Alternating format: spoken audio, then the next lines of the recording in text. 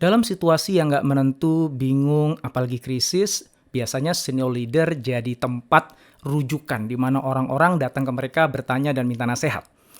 Nah, yang menarik adalah ternyata apa jawaban dari senior leader itu akan menentukan sejauh mana dia akan mampu berinovasi, timnya mampu berinovasi, dan organisasinya mampu berinovasi. Ada dua jawaban yang akan membuat begitu besar perbedaan. Apa itu dua jawabannya? Yuk kita simak.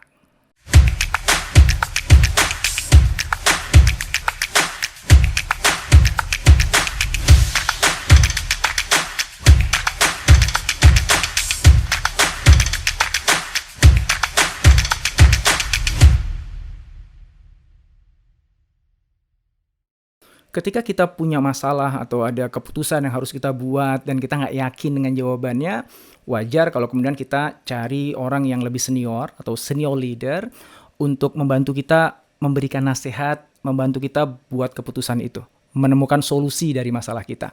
Kenapa? Karena ya wajar dong, dia kan udah senior, dia pengalamannya panjang dan pengetahuannya luas, ekspertisnya dalam. Itu yang ngebuat dia bisa menempati posisi dia sekarang, ya nggak? Maka dia adalah tempat rujukan yang paling tepat.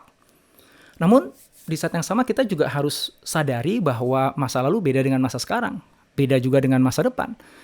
Apa yang bekerja baik di masa lalu belum tentu bekerja baik di masa sekarang loh. Ya nggak? Dan kalau dia ngambil keputusan berdasarkan purely experience dari masa lalu, sementara sekarang situasinya udah beda, pelanggan maunya beda, kompetisinya beda, teknologinya beda, bisa jadi keputusan itu bukan keputusan yang tepat. Ya, karena itu tadi gitu. Apa yang bekerja baik di masa lalu belum tentu bekerja baik di sekarang. Dan apa expertise yang dikuasai di masa lalu bisa jadi itu nggak cukup untuk menjawab permasalahan yang ada di masa sekarang. Bukan berarti kita menafikan atau merendahkan para senior. Enggak. Tentu saja enggak. Tapi senior yang baik, dia nggak akan langsung ngasih nasihat. Dia akan menjawab dengan 2 kalimat pendek ini. Yang ini akan memicu inovasi secara masif dan kontinu di dalam dirinya, timnya, dan juga organisasi. Apa tuh 2 jawaban itu? Kalimat pendek yang pertama adalah I don't know. Saya nggak tahu. Kalimat pendek yang kedua adalah let's find out. Yuk kita cari tahu sama-sama. Nah, kenapa saya bilang itu akan memicu inovasi? Karena begitu leader mengakui bahwa aku nggak tahu, itu sebenarnya dia lagi membebaskan dirinya dari buat keputusan secara cepat yang itu belum tentu pas dengan situasi sekarang.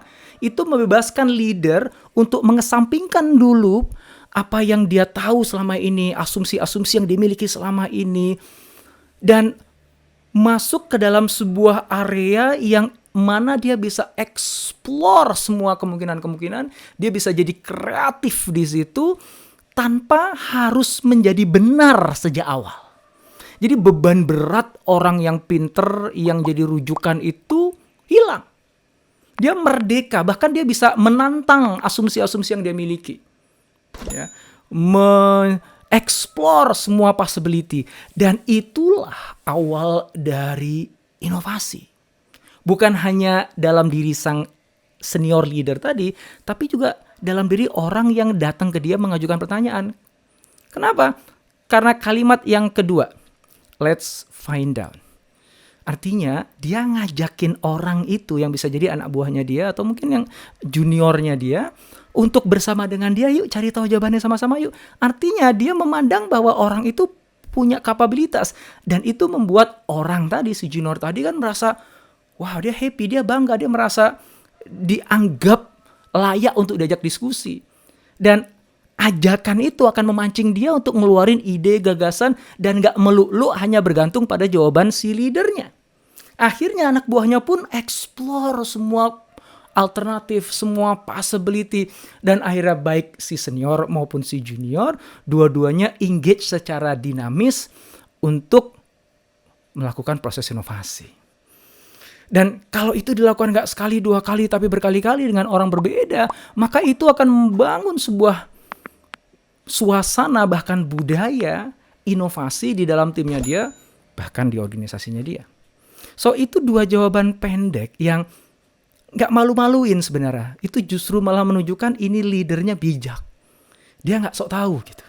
Dia gak terpenjara, terkungkung, ada orang menyebutnya the curse of knowledge ya, kutukan pengetahuan. Dia gak terkutuk gitu dengan pengetahuannya, tapi dia membebaskan dirinya untuk mencari jawaban-jawaban baru. Dan saya yakin anak buahnya akan lebih respect sama pimpinan itu.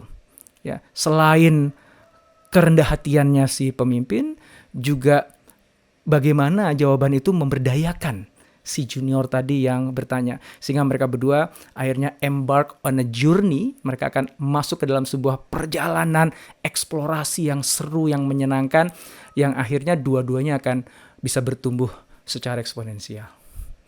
Insya Allah.